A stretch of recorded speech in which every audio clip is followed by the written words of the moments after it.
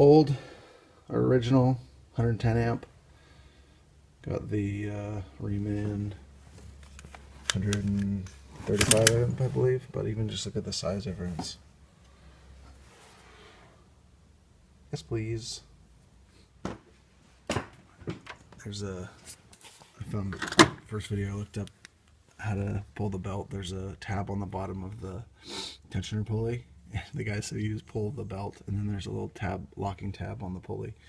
It worked slick as a whistle.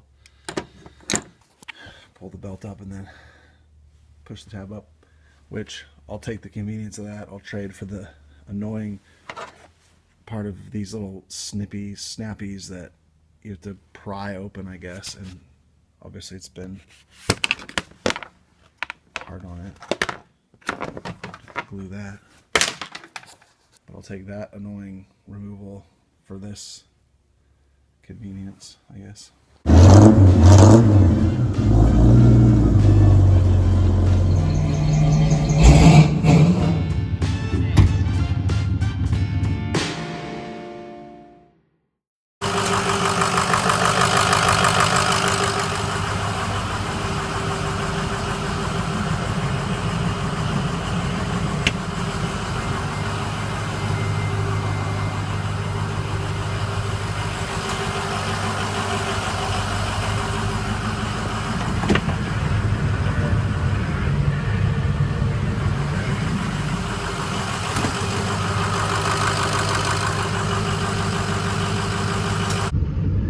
The alternator replaced on this thing and on the Powerstroke, and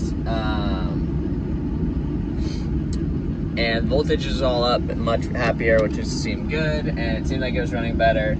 I drove it to work today, and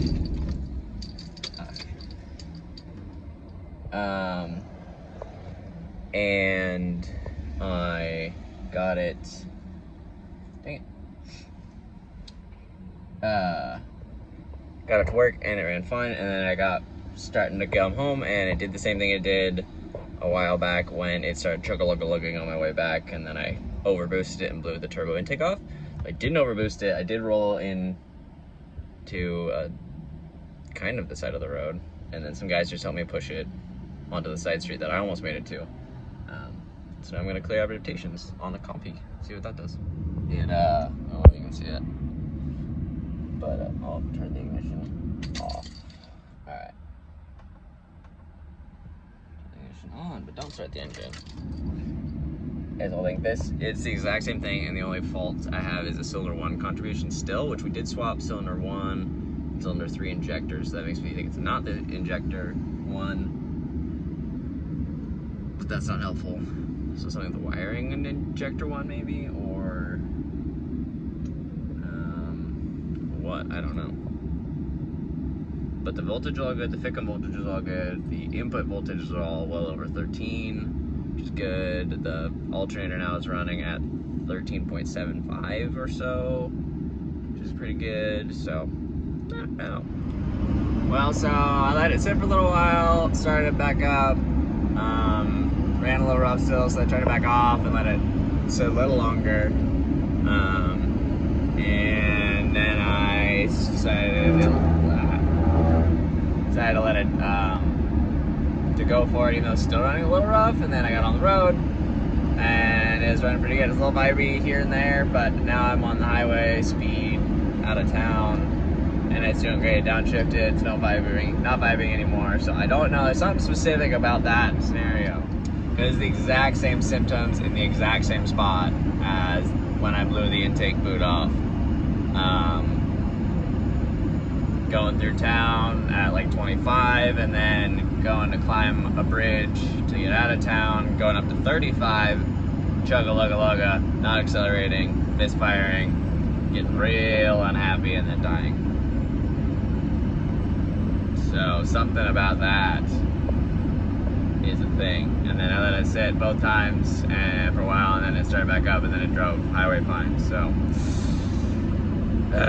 something, but it's not, probably not that injector, because we moved that injector from 1 to 3, so it would have to be something with that cylinder like rings or something, or something with the wiring to that injector, I guess. There aren't that many things. Why is it so hard? It's fine. It's fine. Conveniently enough, though, David is deathly ill, so he's not coming to work on cars tonight with me anyway.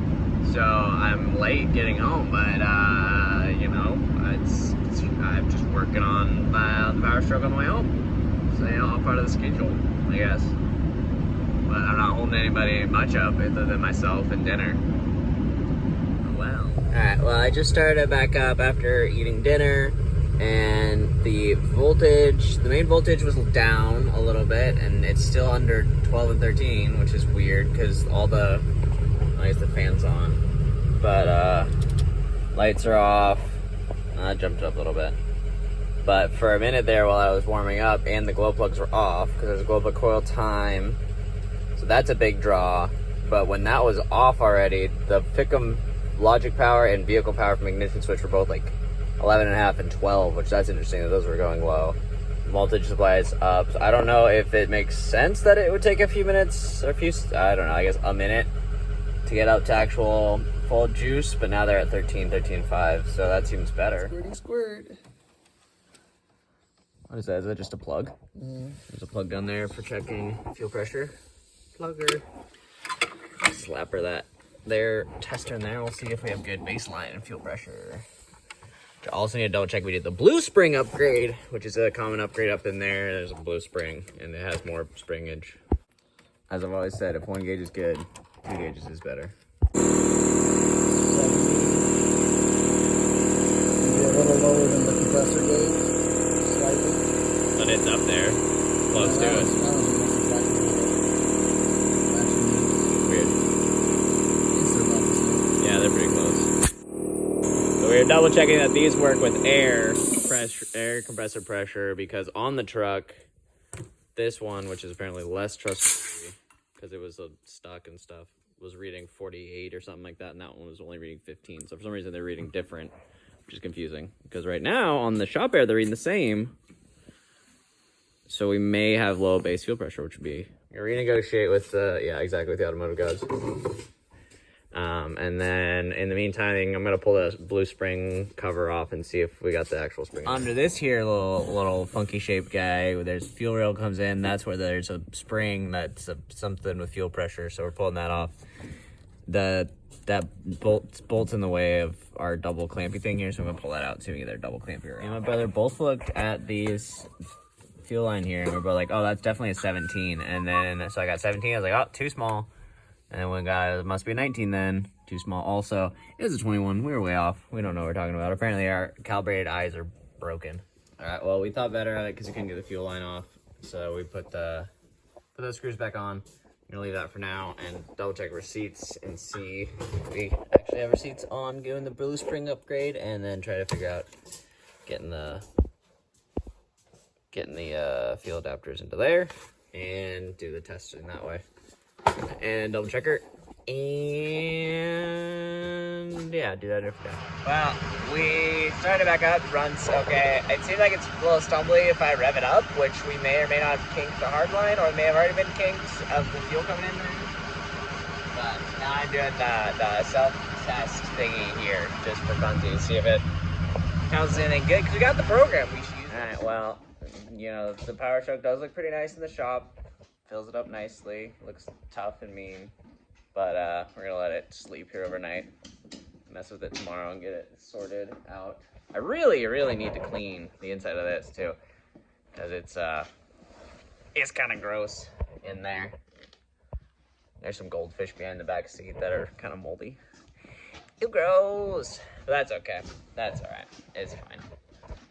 We'll get it figured one of these days, even though I don't know that we've made any progress. We made things better, though. We made our baseline better, even though that's not fixing our problems, apparently. Or it's not fixing some of our problems, at the very least. So,